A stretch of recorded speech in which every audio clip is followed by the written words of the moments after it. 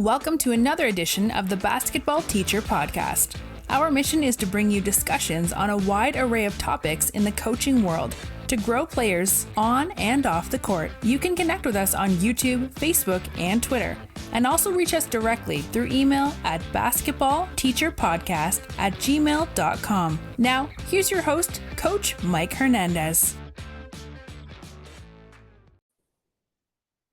Welcome back, everyone. Thank you guys so much for joining us here for another episode. As always, wherever in the world you're listening from, whatever platform you guys are listening to us on, thank you guys so very much for all the support, all of the messages, the emails, all of the things that you've sent to me personally, all the things that you've sent the show's way. I can't tell you enough how much I really appreciate hearing from you guys, whether it's questions you got for me or topic suggestions or things that you want to hear discussions about. I love hearing all of that. Please keep those coming. And thank you again for joining us here as we dive into defense. Those of you who have listened to me for any length of time know that I'm really big on man-to-man. I'm a man-to-man person. I know a lot of you are man-to-man as well. Nothing wrong with zone. I definitely go into zone as well, but at my heart, I am a man-to-man coach. So to be able to talk to my guest here, who is also somebody who runs man-to-man, is a great treat for me. And what we're going to get into today specifically is the installation of man-to-man principles, talking about what it's like to install a man-to-man defense for your program, talk about what goes into kind of building that man-to-man defense, aspects about communication, things about countering when the offense throws something at you, what actions my guest sees and how, he's able to use his man-to-man still effectively against that. So if you're somebody who's maybe a little bit more zone heavy and looking to try and get back into man, or trying to get, just a little bit better at your man-to-man defense, or get some ideas about implementing a man-to-man, this is going to be a great topic for you to listen to, and I'm also very excited to learn as well. And I'm very excited to have on my guest, who is the varsity boys basketball coach at Eastern High School out in Beaver, Ohio. Very happy to be joined today by Coach Ethan Leist. Coach, again, really happy to have you on here today. How you doing today? Hey, doing great. Really appreciate you having me on. Awesome. Coach, I really appreciate having you on. Thank you for being able to spend some time here talking to us. And let's jump in with an introduction to you. Coach, talk to us about your basketball journey. Talk to us about your coaching journey and where's this game of basketball taken you that ultimately has led you to Eastern High School? Yeah, so it's interesting that it's led me here to Eastern because that's actually really where it all began for me. I grew up here in a small town in Ohio, very small population we have here in Beaver. But in this town, basketball has always been kind of a big deal to people. And a lot of my family played. My dad, my uncle, my grandpa were all good basketball players here for our school. And so I kind of grew up, as a basketball kid. And I couldn't wait until I got to third grade and I could, play organized basketball at our school. Another thing, growing up in Ohio, obviously, is LeBron James. I grew up watching LeBron and kind of always wanted to be like him and watching the Cavs. And so my brother and I would we had a basement in our house we grew up in, and we had like 7-foot tall Nerf rims down there. We'd play full court during the Cavs games and have them on the TV and try to kind of emulate what the players were doing. So that was a big part of my, getting started in the game. I played at Eastern, had a pretty good high school career, graduated from there, and I had the opportunity to play at Division II Cedarville University, which is about an hour and a half down the road. I played for a really good coach in Pat Eastep, who's actually now an assistant at Furman, and learned a lot from him as well as the two high school coaches that I had, and really just kind of cultivated a love for the game and appreciation for the way the game's played and coached.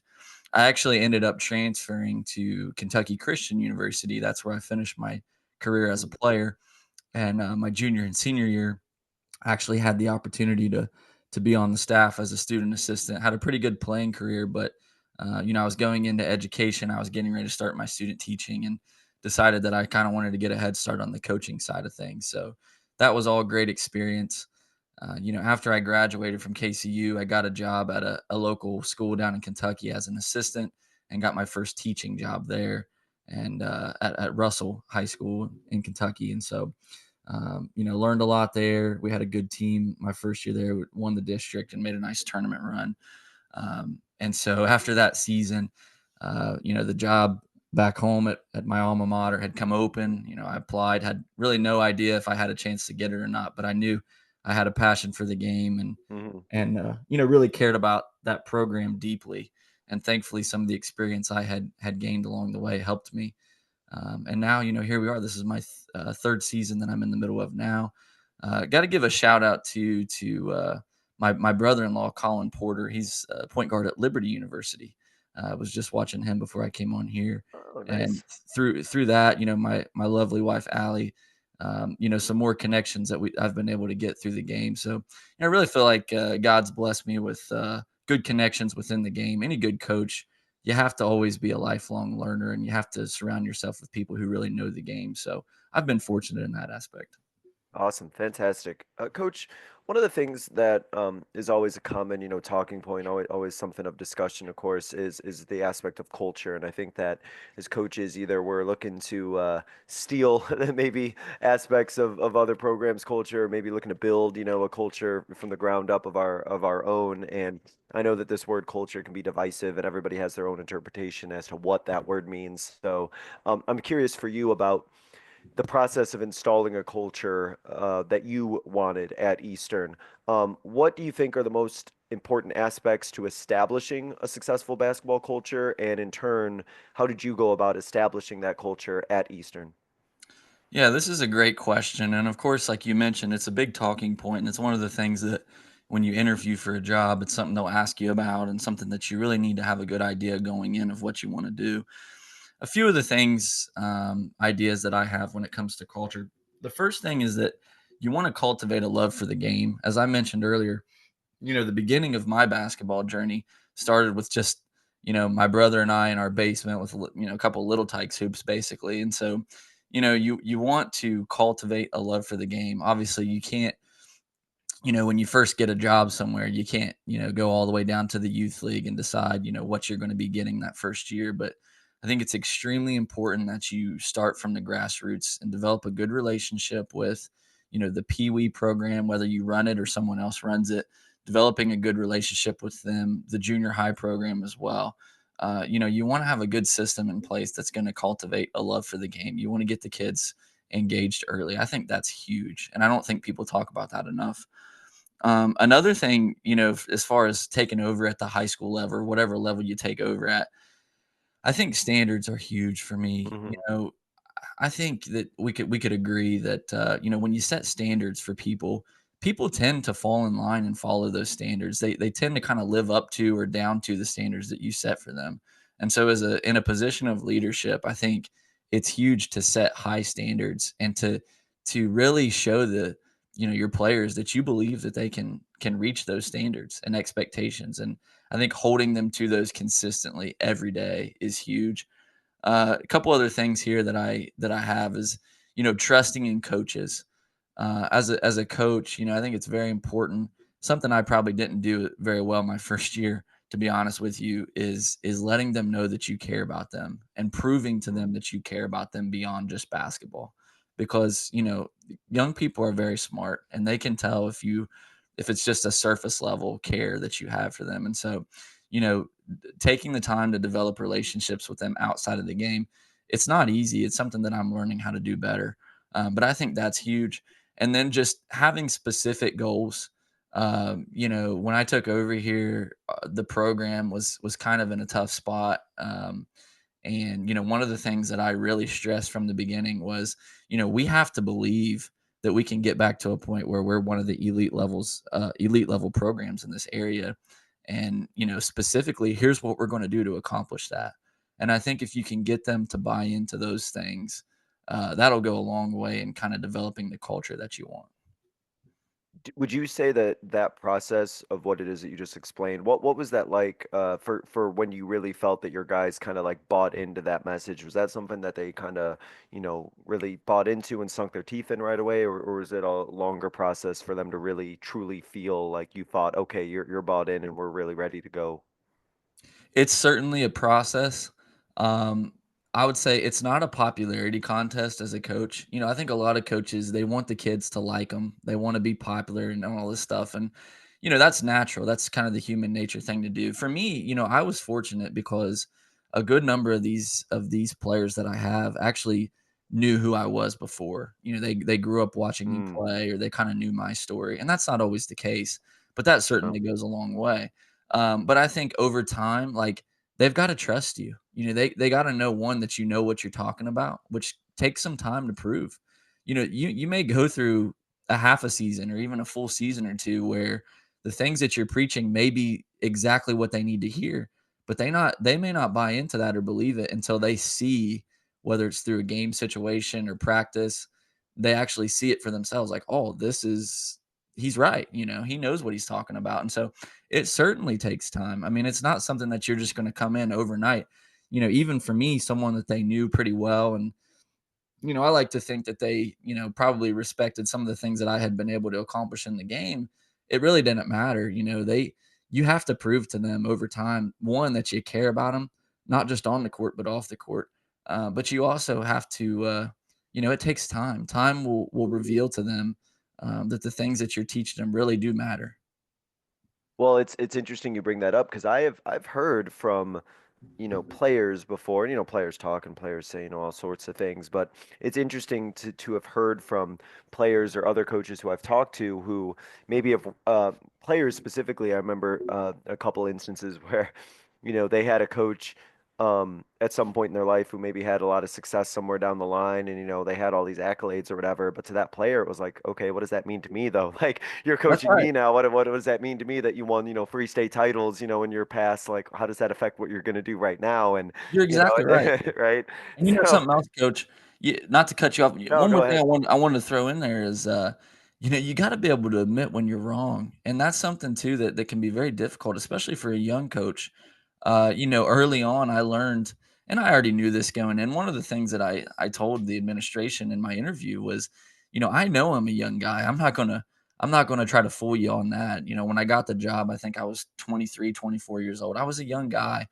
And I told them, I said, the one thing I can promise you is that I'll always be willing to admit when I'm wrong. And I know I don't know everything. But what I can tell you is that I'm going to do the best I can to learn and get a little bit better every year. And as a coach, if you're willing to do that, you can learn so much about the game and about, your players if you just pay attention and keep trying to learn. And so from a coach's standpoint, I think that's huge. I've made mistakes already just in my 2.5 year career so far. And, I've made some mistakes, and I'll be the first to look at them and say, hey, I messed up on that one. And that's huge in gaining their respect as well. Yeah, because we expect so much from our players, right? And we expect, at least I do, and I think most good coaches, not that I'm saying I'm a great coach, but I think most good coaches would expect Yeah, your players to like make mistakes and be okay with the idea that, hey, like, the basketball is definitely not a game of perfection. There's going to be a lot of mistakes that happen, but at the same token, I'm not perfect either, and no coach is perfect either. And I think that sure. when players, as you said, like, can see your humility and see like, oh, I made a mistake here. My bad. I'm human just like you, but here as a coach, here's what I'm going to try and do and fix it, or here's what I'm going to do better next time. I think that lets the players know, oh, okay, it is okay to make mistakes as long as I make mistakes at, full effort. I'm accountable. I hold myself accountable and have some sort of plan to prove it. And I think that's kind of the key there. I think as coaches, like, we want to encourage, players to make mistakes and be accountable and hold each other and themselves accountable to those mistakes. And, for as a coach, if you want to expect, you know, perfection out of your players and not admit any fault of your own, I think that could be a little problematic and might lead to some issues with your team. Absolutely. And we always want them to think that we have it all together. That's just human nature. In a Yeah. position of leadership, you always want to show everyone that you know what you're doing and that you got it all together. And if we do our due diligence and work hard, then that should be the case most of the time. But surely there are going to be times where, we make a mistake, we mess up, and I think being willing to admit that, as you said, is just huge. Yep. Coach, as we transition into our topic, as we get into the concept of installing a man-to-man defense, something I'm always kind of curious about, especially because you're at the high school level, is the level of defensive understanding that your players have when they come into your system. So when you got guys who are coming into your system, in your experience, what is kind of their familiarity or skill level when it comes to man defense, and how do you kind of take them where they're at and kind of build them to the level of where you want them to be? Yeah, well, certainly that is heavily dependent upon your youth program and your junior high program. If you're someone that's at the varsity level, if you coach junior high or pee wee, that level is going to be much lower. But for me, I think I've seen the importance of having good coaches at the youth and junior high levels, which very thankfully I have had. Um, but even with good teaching at the youth and junior high levels, it seems that oftentimes when we get our guys, they know very little as far as kind of what we need them to know, and so it's a learning curve for sure. It takes time. Some guys it takes more than others, depending upon who their coach has been or what's been a point of emphasis before they get to us. Um, but I would say, for the most part, the thing that they probably are the furthest along on is on ball defense. I think on ball is something that I'm not going to say you can't teach it. You definitely can teach on ball skills, but on ball is much more of an instinctual thing. There are players who are just very good on ball defenders naturally. There are others that you have to teach and bring along, but on the ball, that's typically something that's taught. In Pee Wee and junior high, they do a lot of the full court zigzag, one on one, that type of stuff, turning the ball, and so usually there's a little bit of a base knowledge of that. Um, but, something that, we typically start with is just basic positioning and communication. Those are kind of the two biggest things from my perspective in man to man that are huge. We start off like early in the year, we teach priorities. So we'll do, shell, stationary shell, and we're just working on being in the right position, just showing them where we want them to be, one pass away, two passes away on the ball, kind of how we want to do that. So we start with those basic building blocks. One thing that's really huge for us is we teach no straight line drive and keep the ball out of the middle. We don't ever want to Mhm. give up a straight line drive anywhere. But when we close out, we teach to shade toward the sideline or toward the baseline corner. So those are two principles that are kind of non-negotiables for us. And I know there are other programs that do it differently. In fact, I've been a part of programs that you would say force middle or allow middle because they want to get where you have help. For us at the high school level, we typically at a small school like where I coach at, we typically don't have any 6'10" or 7 footers. So, we try to get the ball down to the corners, keep it out of the middle because we feel like if we let the ball go middle, good things are not going to happen for us. So I would say those are two things that we really try to stress. Obviously, two passes away, we want our guys. We teach midline. We teach them to be in the gaps, one pass away. And then obviously communication, I think, is something we'll talk a little bit more about later. Obviously, that's huge. But one thing I'll say, in today's game, closeouts are huge. Closeouts have always been important, but especially in today's game, I don't know if you've noticed this where you are, but a lot more teams are going kind of spread you out, 4 out, five out, dribble drive, motion type stuff. Yep. And so Yep. Yep. if your closeouts aren't good, you're going to be playing a man behind a lot. And when I first got here, I think I understood basic man-to-man principles, positioning, how we wanted to teach it, that type of stuff. But I would say one thing I've learned, coach, is how important it is to work on closeouts because, if you're constantly getting beat off the dribble and your closeout technique's not good, then you're going to be putting yourself in a position, where you're always a man behind. And so, specifically with closeouts, certain players we teach, we want to close out with short closeouts, and certain players we teach we want to close out with long closeouts. For example, if a guy's more apt to beat us off the dribble, we want to attack him with kind of a longer closeout, 3 or 4 choppy steps, and be in a stance ready to move our feet. If a guy's a really good shooter and just kind of a catch and shoot kind of guy, we may attack him with a shorter closeout where we're able to sprint and get there a little bit quicker and break down at the end. So those are kind of the type of things that we focus on. A couple other just X's and O's stuff that I want to throw Mhm. out there. Yeah. You know, Help and gap position are huge, and as I mentioned, priorities can change based on who you're playing. I think one thing that I learned, I've been able to go up and watch Jake Diebler is the coach at Ohio State, and I was able to establish a connection with him there when he got the job. And one of the things that I learned from them is they talk a lot about shrinking the floor. And I really didn't understand that term until I watched a couple of their practices. But, there are certain players that you'll go against at the high school level who are really good off the dribble. And, one thing that we've implemented from that is shrinking the floor. So, for example, when that guy catches the ball, whether it's on the wing, top of the key, corner, we're going to take a step. Typically we'd be in the gap halfway between the ball and our man. We may take an extra step toward that guy and kind of close the gap, or he doesn't have room to drive.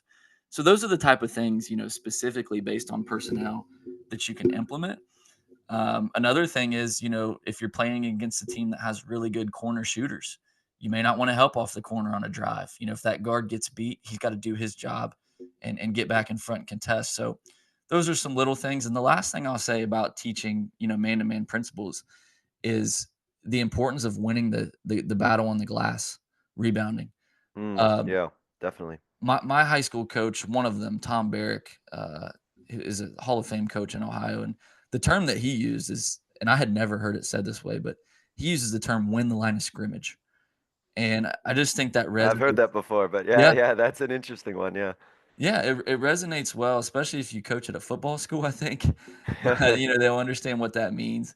But just being a more physical team on the glass is huge. You understand this as well as anyone, I'm sure. Holding the opponent to one shot per possession is huge.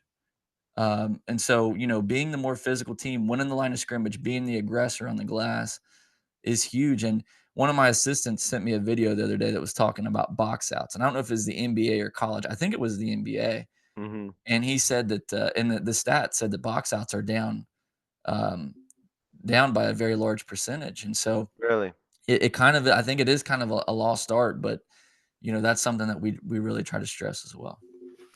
So I'm curious about for when you're going over like man to man, and I guess when you got these guys who are coming into your system, the process of which it kind of clicks with them. And it's different with every player, but have you found in your experience, like, is there a certain like time frame where you feel like it really takes for these new guys who come into your program to really kind of understand what it is that you're asking for them?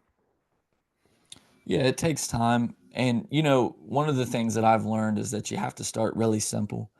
And sometimes at the varsity level, when you go simple, the kids are like, what are we doing? Why are we doing this drill? So you have to really make sure that they understand why it is that we're doing this drill. Why is this skill important? Why is this something that's important for you to learn?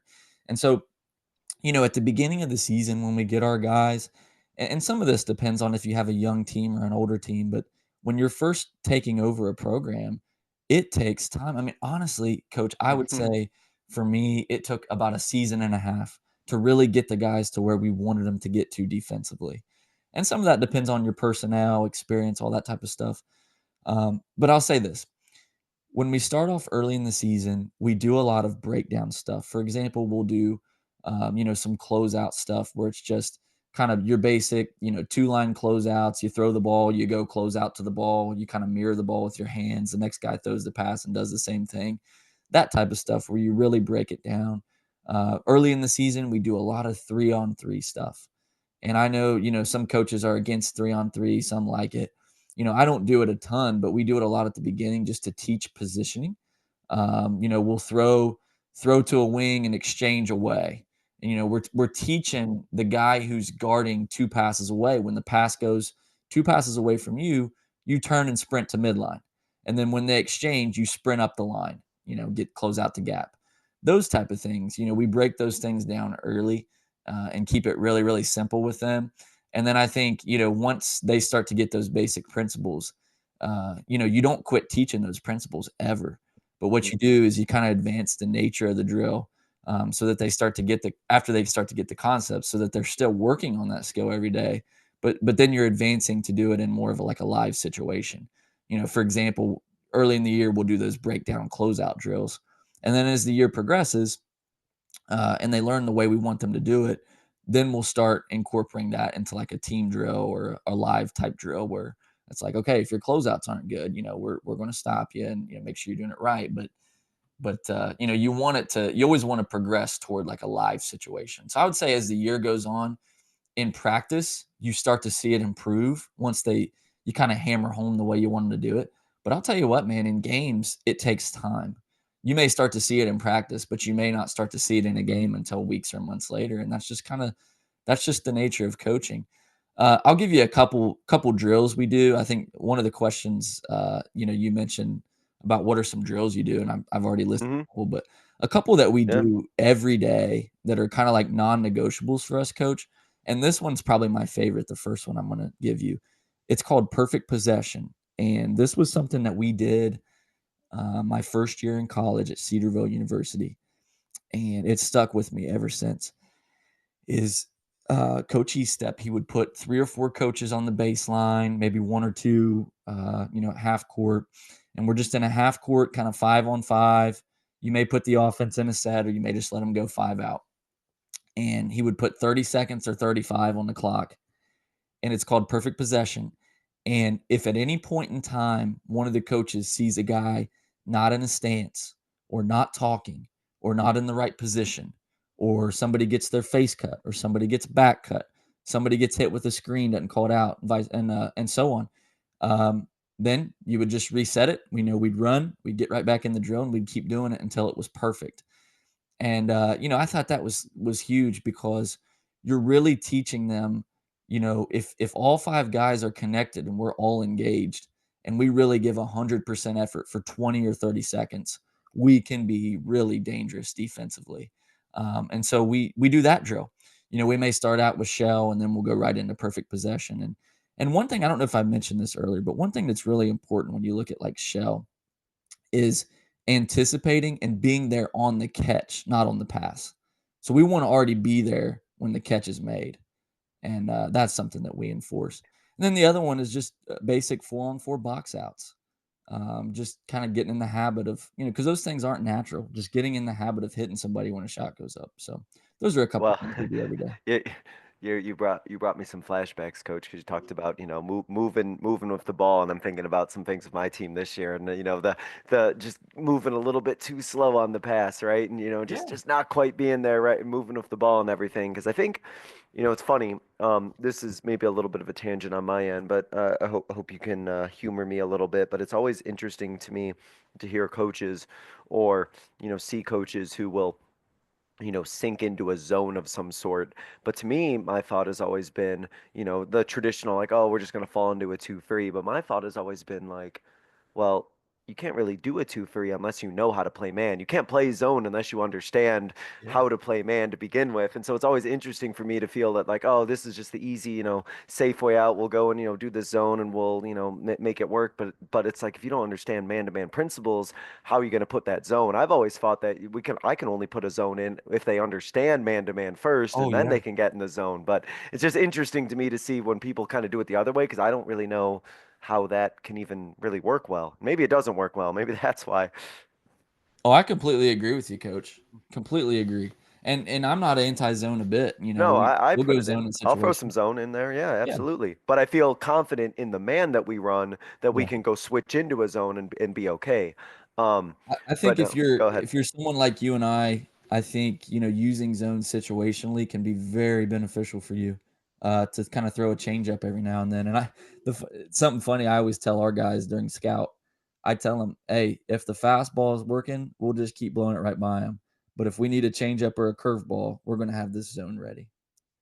Well, I, some of my girls right now would roll their eyes and quote me right now because they would hear me say, like, s- prove that they can stop it, right? Like, prove Yeah. that they can do it, right? Like, I don't need to change something. I'm not going to change something if it's working, because it's up to them to figure it out when they call that timeout, if we're up 10-0, to figure out what they do. I'm not going to necessarily change something, because I'm not going to outcoach myself, right? I'm not going to Right. outthink myself, which Yeah. I have done in the past. Sure. I have too. I've in the past, I remember feeling like I was coach of the year after we, like, got a turnover and we made a layup. Oh, timeout, timeout. I'm gonna put in some new defense. It's like, why am I calling a timeout after we just made a fast break layup off a press? Like, what am I doing? Like, Yeah. calling timeouts, trying to do something, and then they set up a press break and break it, and it's like, wait, what did I call a timeout for? But Right. it's Great always, I point. think, especially for young coaches, we try to be coach of the year and That's outsmart right. everyone with what our knowledge is of the game, instead of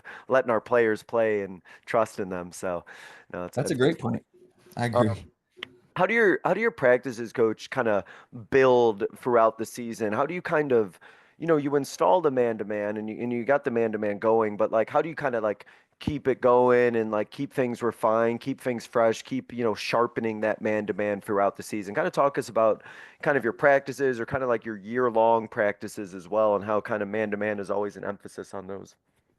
Yeah, absolutely. And I mentioned it before. We start very basic and then we kind of build, and we want to get to a point where things are kind of live, more game situation. You want to try to simulate that in practice as much as you can. One of the things that I've learned over the last couple of years is how important it is to compete in practice. The coaches that I played for did a pretty good job of making sure that our practices were competitive, and especially from a defensive standpoint. You talked about sharpening those skills. I think the best way to do that, once you've taught the basic principles, and don't get me wrong, as I mentioned, those couple drills I mentioned, we do those drills every day, a couple of them. But as you teach the basic principles and kind of reinforce them, you want to be able to apply them in a live situation. So we do a lot of competition stuff. We'll do some transition defense drills where we start a man behind and run that guy in. I'm sure you've seen those type of drills, stuff like that where you're learning to pick up the ball and scramble. You want to put them in a position. We do a half court drill where it's like a 5-on-4 scramble drill, and you're always a man behind, and you have to be able to scramble because realistically we're not always going to guard the ball perfectly, and so you want to put them in situations and try to simulate game situations. So I would say that's probably kind of my philosophy behind that.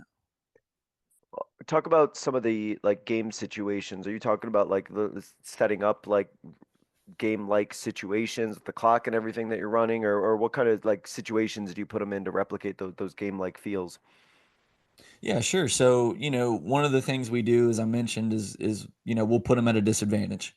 So we'll kind of put them in a situation where they're having to scramble, half court 5-on-4, and always got to have someone on the ball, always got to have somebody one pass away, and then on the backside we may have a guy that's responsible for two. Those types of things I think are huge.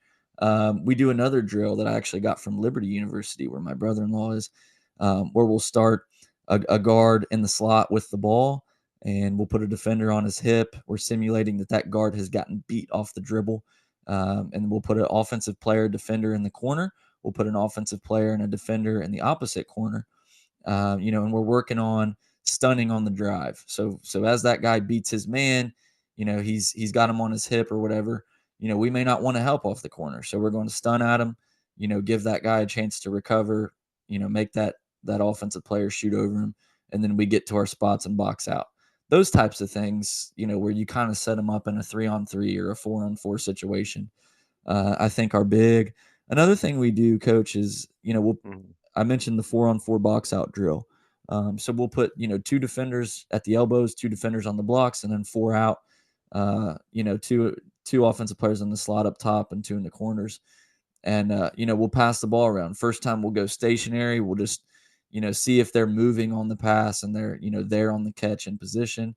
And then the second time I'll have the offensive players, when they catch, take a dribble to the gap, and we want to work on kind of stunting, stepping toward the guy, kind of shut off the driving lane, and then get back to ours. So that type of stuff where we break it down but also let them go live, I think is huge. And then of course, as I mentioned, like transition, we do a lot of stuff in transition to simulate sprinting back and stopping the ball. One thing that we really want to guard against is buddy running. It's a term that my college coach used. Oftentimes when you coach, especially at a lower level, uh when the possession changes and we go to defense, you'll just go find your guy and run beside him, and we don't want that to happen. We want everyone to turn and sprint back and then turn around and find their man. Mm. And so that's another thing we work on. I like the competitive aspect of things. It's one thing, and I do shell, I do all those things. There's a lot of value in it, but I also feel like your guys sounds like your group is a competitive group, that your guys like kind of getting after each other and competing with each other as well, and those type of things and practices kind of really help sharpen each other because they're, Yes. you know, sharpen each other by competing and trying to be successful and everything with that.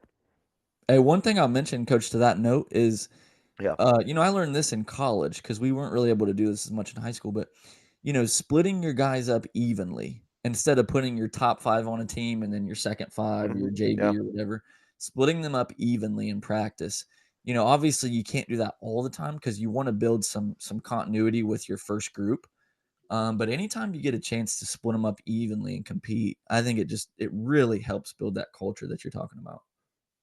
Yeah, no, absolutely. I actually just did that, yesterday where I was splitting them up evenly, and it's really interesting to see. There's a couple things that I think with that are really interesting. You get to see how some of your higher level players can incorporate maybe those lower levels, but also I think it's really helpful also for your lower level players to really see like, oh, like this is like what it could look like if I play with like a higher level player. This is where my skills need to be, or when I get open, oh, this is they're looking for me. Like, oh, if I flash here and cut here, they're actually going to hit me on this pass, or Yeah, they're going sure. to actually be able to do those things. And so, yeah, definitely it helps kind of sharpen each other, definitely for sure.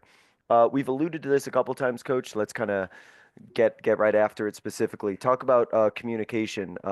Every coach complains that we don't communicate enough. Players don't communicate enough. There's not enough talking going on. It's a big talking point on the defensive end. So talk to us about how you really emphasize communication and the type of communication you expect from your players. Well, coach, you're exactly right. It can be a frustrating thing at times and it can be difficult to teach. Um, I'll start off by just kind of talking about why it's important because I think you got to have your players understand why communication is so important. Our standard is that all 5 guys, whether it's on the offensive end or the defensive end, we want all 5 guys communicating at all times. Now, at all times that can be a difficult thing, but that's the standard. That's what we're trying to work toward. And there's really multiple reasons for that. One, defensively, it's very important that you communicate on where you are positionally.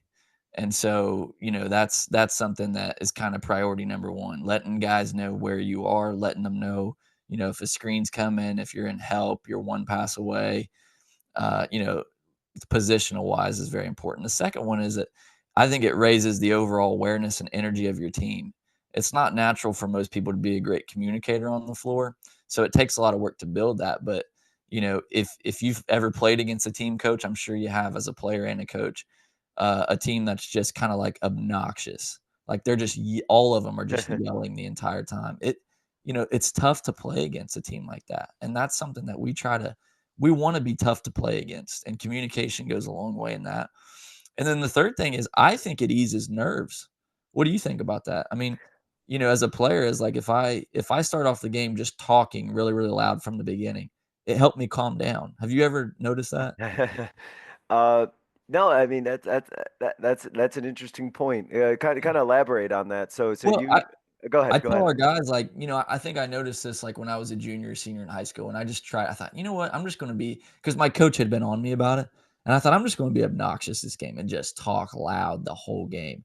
And in a big environment, when you start getting a little bit nervous and you got some tension, sometimes it's like, okay, I'm just going to go out here and just kind of make a fool out of myself for the first few minutes and just yell, call out every screen, let everybody in the gym know where I'm at, let everyone know in the gym when I'm in help. And it's like, okay, it kind of like, helps you relax a little bit, I think. So, I tell our guys that too. If you want to relax, best way to do it, first 2 or 3 minutes of the game, everybody just go out there and yell, just talk, be loud, make yourself comfortable. And I think that, can go a long way. But I'll say this, coach, to your point, uh, in our culture, whatever you want to say, with young people, I hear people talk about it all the time. Today's culture, kids just don't communicate the way they used to, and all that kind of stuff. And I think it's true in a sense. Verbal communication doesn't seem to come as naturally for young people as it used to, and I'm sure there's many reasons for that. But as coaches, our job isn't to make excuses. We got to find a way to work for the players we have. And one thing that's really seemed to work for us, coach, is giving Mhm. them time and ways to kind of get to know each other off the court. I think building relationships and chemistry is huge because when they feel more comfortable with each other, I think they tend to communicate better. Have you noticed that as well? Yeah, no, 100%. Something that's actually really funny that you brought up is about you talk about the energy and being loud and like really getting after it at the jump. Um, at a game. a month ago, and it's really funny because our team still references that. Is there was a rebound, and this must have been like 10 seconds in the game. There was a defensive rebound that the other team got, and one of my girls, who's a really good offensive rebounder, she's not a really good rebounder in general. She doesn't have a lot of size, but she's just like has that tenacity to get rebounds.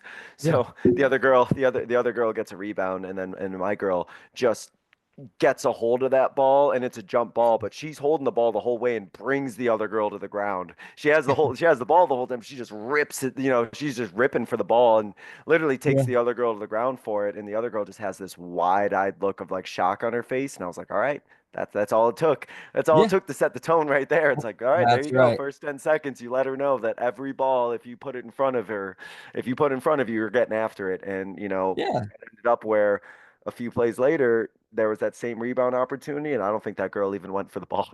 She Yeah. was like, I don't want That's nothing to do with this anymore. And I think we got an offensive rebound and got like a foul or a shot right off of it. So, Well, no, that's a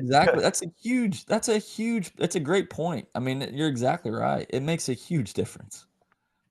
yeah, the energy and I guess like for you it seems like as a coach, and I think that a lot of us as coaches emphasize this is like how much of defense is just wanting it, right? And No, energy and sure. just like wanting it and will over skill sometimes and everything like that. And maybe that goes into like the cultural aspect of like if you have a culture that really works for everything and fights for everything, which it sounds like you've built or in the process of building there. It's like that attitude naturally leads to better outcomes on defense.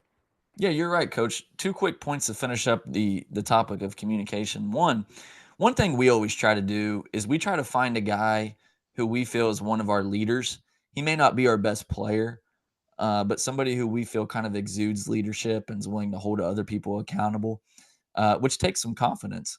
We try to look for someone like that to really say, "Hey, look, we need you to Mm, to hold these guys accountable." And that's one thing. And then also having good assistants is huge. I'm fortunate enough to have some great assistants who kind of like reinforce that idea every day. Like this is the standard. We expect you to communicate. And I'm not going to lie to you and say that we have it all figured out. We don't. There are some days where we've got to call them out and get their attention, and really get them to communicate the way we want them to. But I think as long as it comes from a place of love and they know that's like we're holding you accountable, we're holding you to the standard because of how important this communicating really is, then I think it can be effective. So with that, I wanted to make sure I touched on this because this is something that I'm always curious about for different coaches. Are there things that you track like statistically? Are there like things that either you or your assistant coaches or through film or whatever, apparatus or platform that you use to kind of identify and be able to tell like, hey, this was a good defensive game because these metrics or these stats showed this? Is that something that you use a lot? If you do, like, what is it that you use? Is it not something that you really use a lot? What kind of tools, if any, do you use to kind of measure like how successful your defensive performance was? Well, that is a great question. And that's something that I think has always been a little bit of a priority for me. But I would say this year, because of the staff that I've had, it's made it possible for us to really focus on that as much as I would have liked. So there's two things that really stand out that we track. Obviously, we kind of track everything, and we try to use. There's 4 or 5 things that we really focus on. But there's two things this year that have really stood out to us. One of those is we call this category a turkey. So Mm-hmm. in bowling, I believe it's 3 strikes in a row is a turkey. Is that correct? Mm-hmm. So for us, anytime we get 3 stops in a row, we call that a turkey. So I'm fortunate enough to have a guy who does just stats for me this year, and his name's Ethan Perry, and he's been huge for us. But every practice, every game, he's there with his laptop, and he's tracking. One of the things he tracks is turkeys, and we've made that a point of emphasis. And we believe, Coach, that if you get 7 to 10 turkeys per game, you're going to win like 80 or 90% of the time. And I got that stat from somewhere. Don't ask me where. But that's something that we've stressed because I really do believe in that. I think it's huge. So trying to get consecutive stops, 3 in a row is a turkey.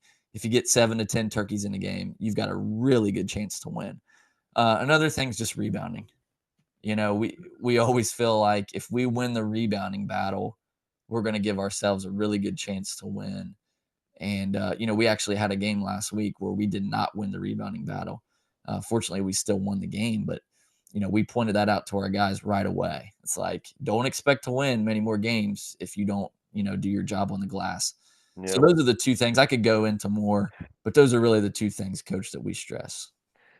And well, like the nice thing about those is that like there is no bias in those, right? You can share those with your guys, and it's like that you can't argue with this, right? This is what the stats said happened, so we didn't succeed or were as successful as we could have been because this is what happened, or hey, we were successful because look, this is what the stats showed, and there's not like a situation where your guy's like, oh, coach doesn't like me or coach is picking on me or whatever. It's like, no, Yeah. this is I'm giving you a data driven, conversation about what it is that took place.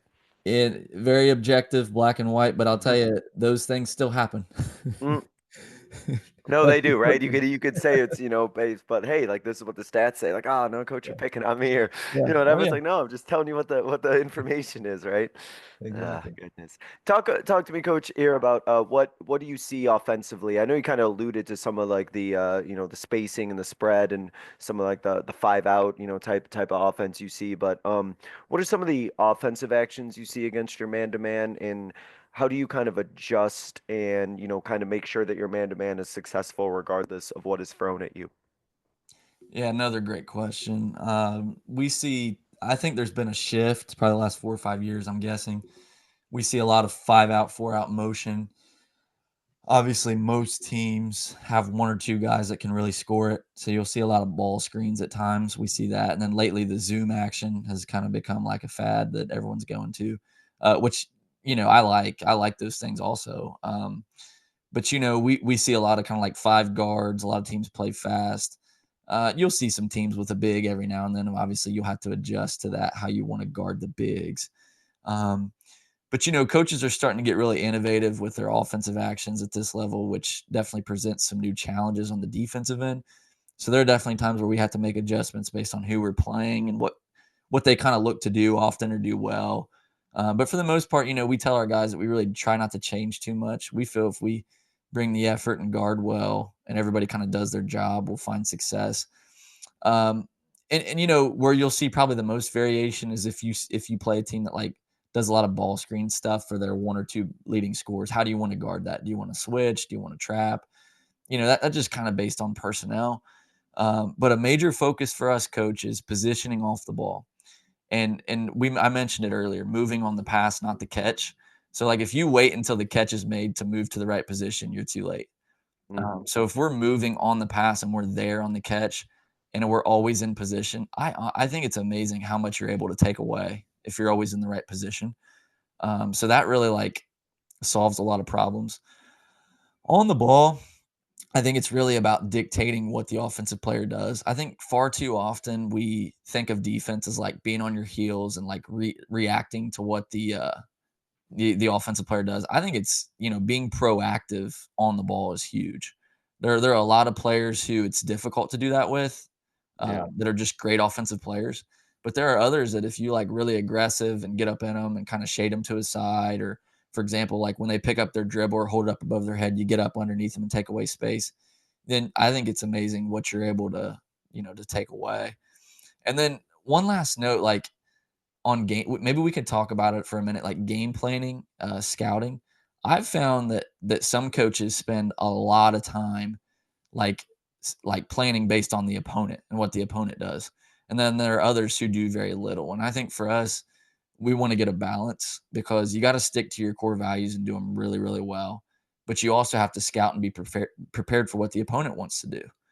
And I feel like the two things for us that it boils down to is we want to really know their half court sets well, quick hitters, what's their continuity, and then taking away their baseline and sideline outs. If you can do those things really well, I think it gives you a big advantage. What do you think about that with scouting? So give me a specific question again about scouting. Let me So try like to do make you sure I get find the answer.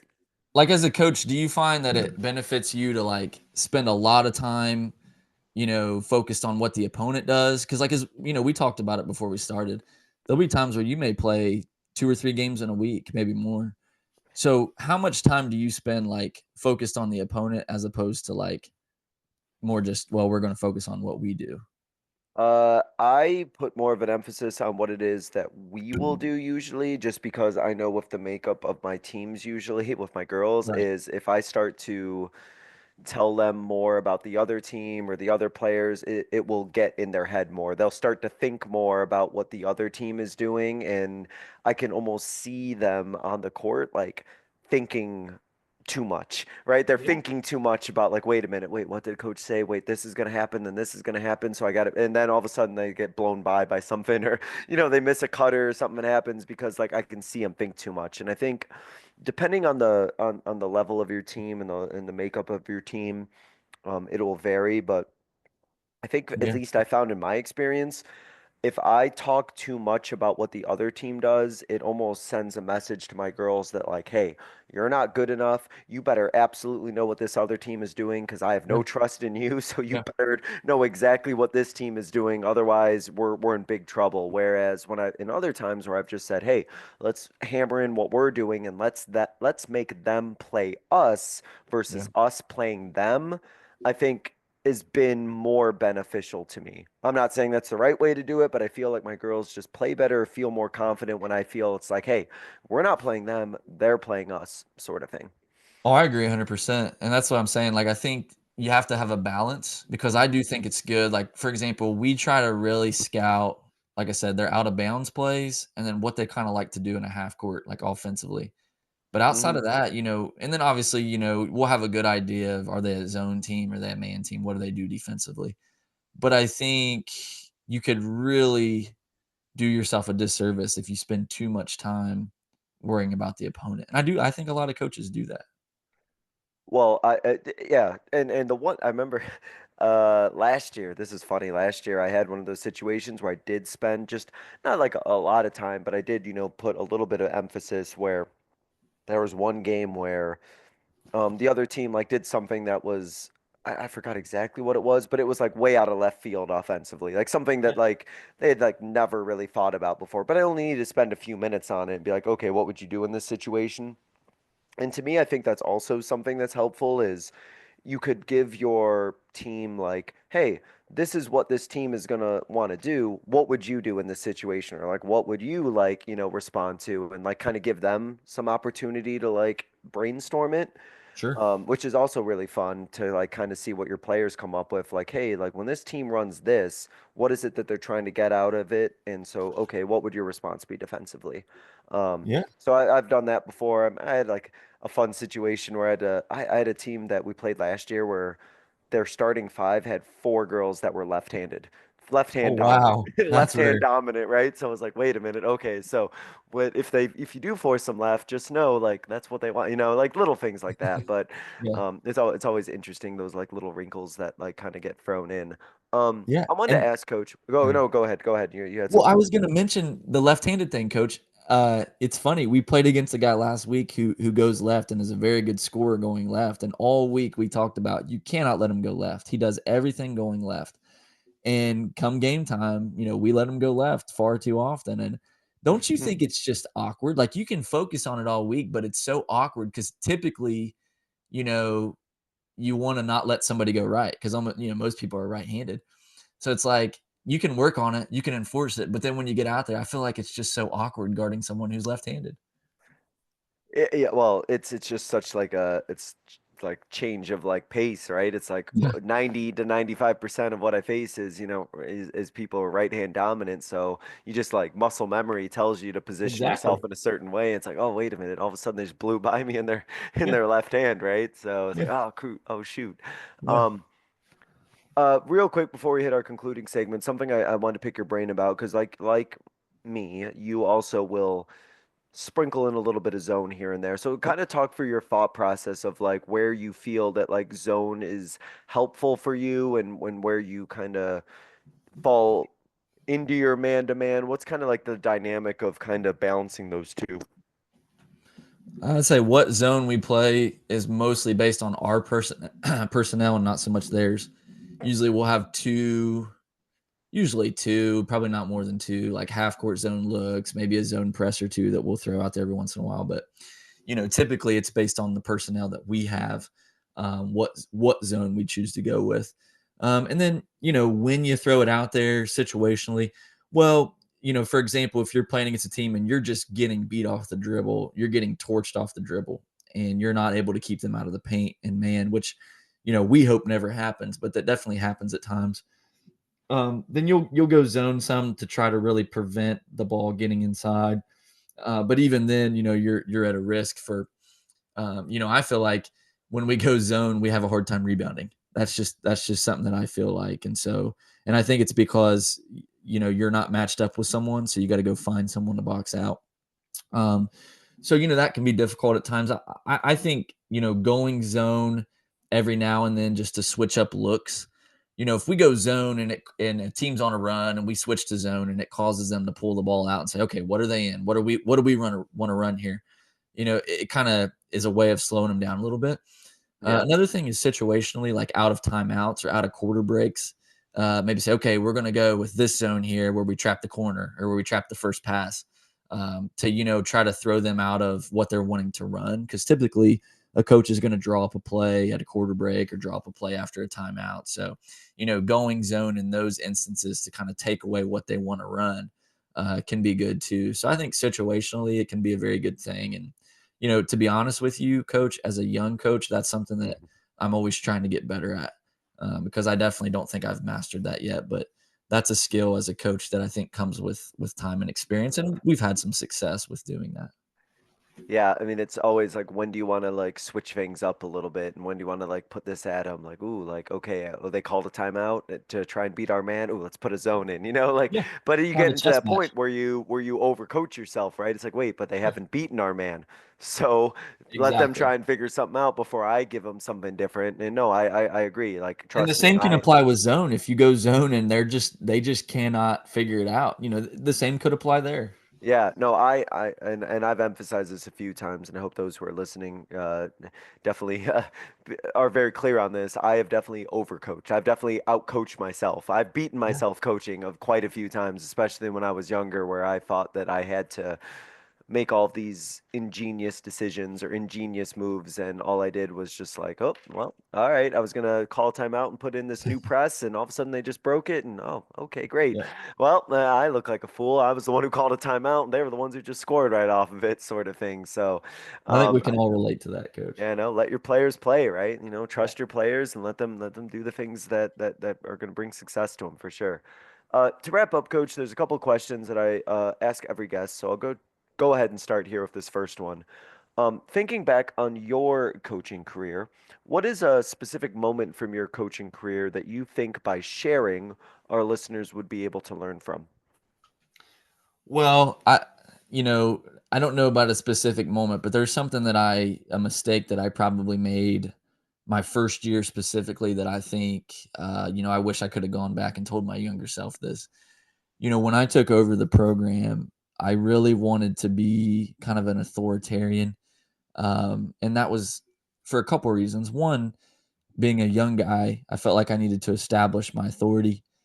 And, and two, I kind of really believed I have some, those old school values where it's like, we're going to make sure they do it this way and make sure, we have these high standards, and I think some of that can be very good, but for me, and I'm not saying I regret it all, but there were some things like early on, I think, you know, I was not as relational as I needed to be.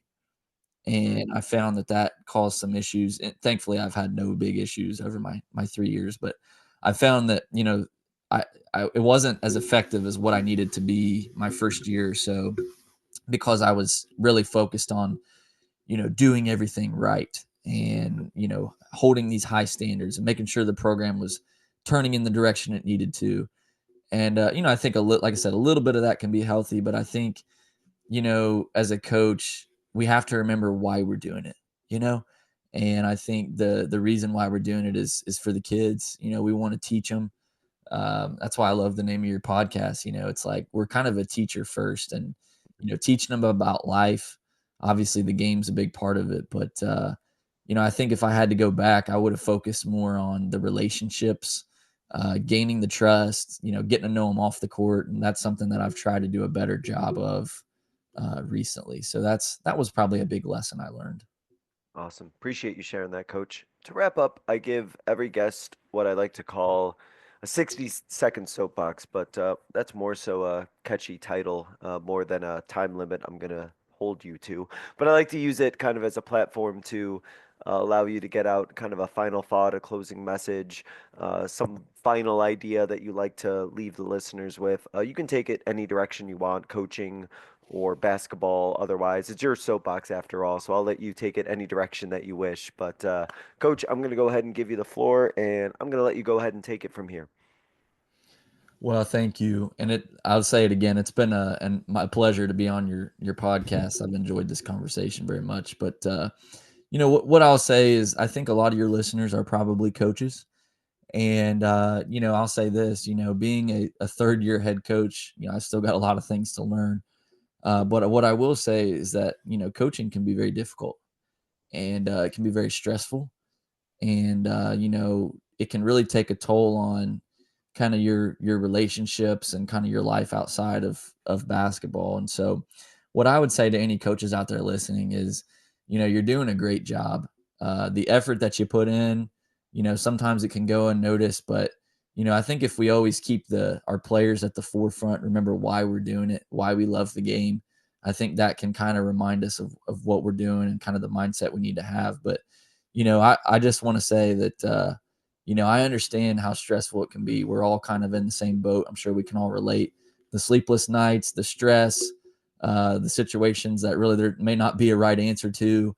There's a million different ways you can do this. And so I think just, sticking to the things that you believe in on the floor, and then sticking to the things that you believe in off the floor, and making sure that you make those the priority. I think that's kind of one of the things that's helped me through. But yeah, I understand it. Coaching can be very difficult. And so appreciate all those people who are following that calling.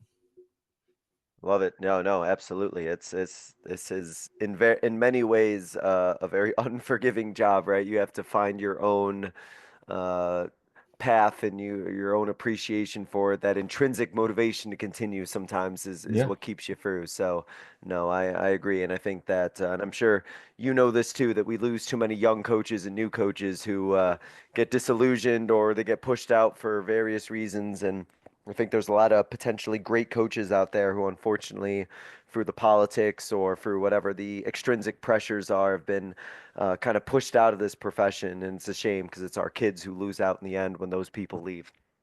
Oh, you're exactly right. It can be very discouraging. And so I think just, keeping what matters at the forefront is huge. hmm Coach Leist, really appreciate you coming on here, talking about some defense, man-to-man, a lot of great stuff, talking about what your guys know when they come into your system, practice planning, communication, a little bit of chess match versus the offense that is thrown at you.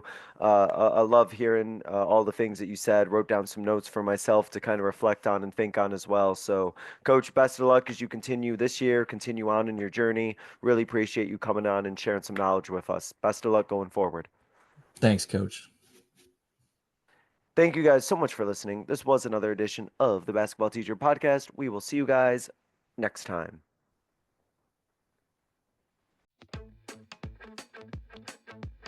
Thank you for listening to another edition of the Basketball Teacher Podcast. Make sure to connect with us on YouTube, Facebook, and Twitter, or reach us directly through email at basketballteacherpodcast@gmail.com. Take care, be safe, and we'll see you next time.